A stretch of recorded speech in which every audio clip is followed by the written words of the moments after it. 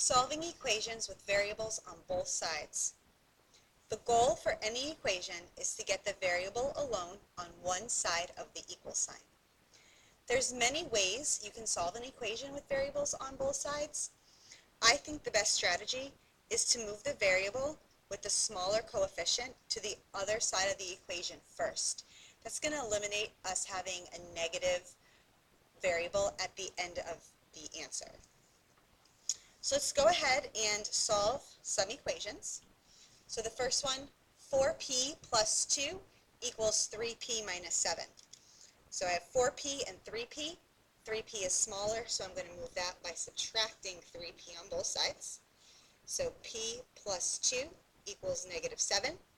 This is now a one-step equation where we want to get p by itself. Subtract 2 on both sides, so p is negative 9. 6m minus 2 equals 2m plus 6. 6m and 2m. 2m is smaller, so I'm going to subtract 2m on both sides. So 4m minus 2 equals 6. Two-step equation, add 2 to both sides.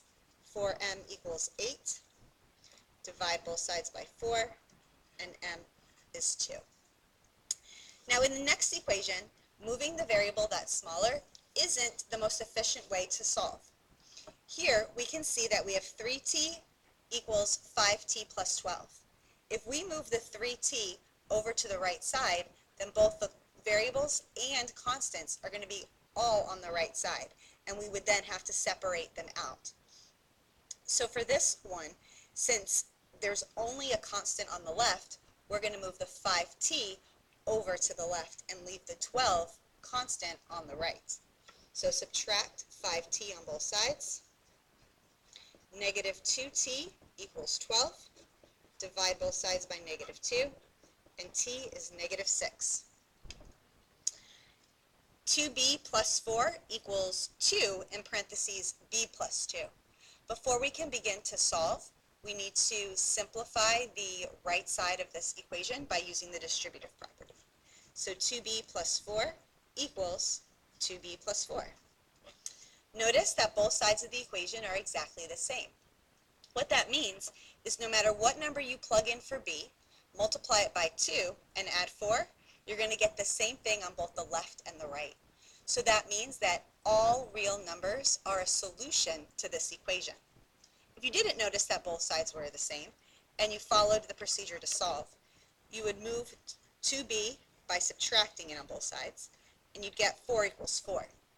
And since 4 equals 4 is a true statement, that again means that all real numbers are a solution. Now in our last equation, 15 minus 3x equals negative 3x plus 10. We notice that we have the same variable, negative 3x on the right and negative 3x on the left. But this time, the constant 15 and 10 is not the same. So what that means to us is that whatever we put in for x and multiply by negative 3 and add 15, we are not going to get the same thing as when we take that same number, multiply it by 3, and add 10. The equation is not going to be equal. So this tells us that there is no solution. There is no number that is going to make this equation true. We could also show this by adding 3x to both sides, and we get 15 equals 10. 15 equals 10 is not a true statement, which again lets us know that there is no solution to the equation.